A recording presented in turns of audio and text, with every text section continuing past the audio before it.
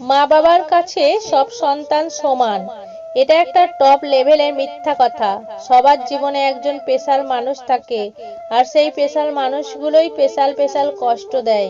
বাবা হয়তো তার সন্তানকে 9 মাস গর্ভে ধরে না, কিন্তু বুকে করে আগলে রাখে সারা জীবন।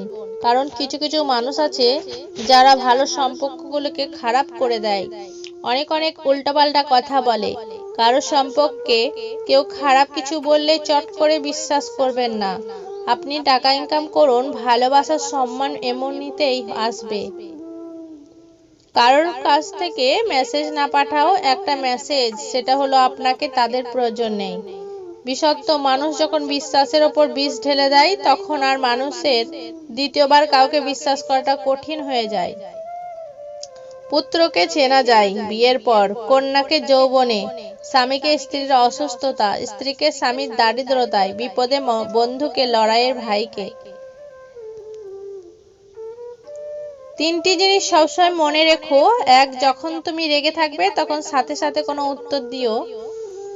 2, যখন তুমি খুশি থাকবে তখন কাউকে কোনো বড় প্রতিশ্রুতি দিও না।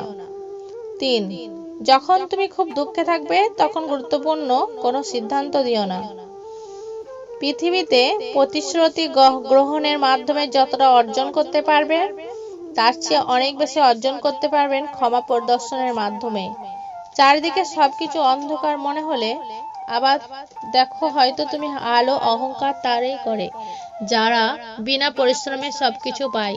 যিনি নিজের পরিশ্রমে সাফল্য অর্জন করে, তিনি অন্য পরিশ্রমকেও সম্মান করে।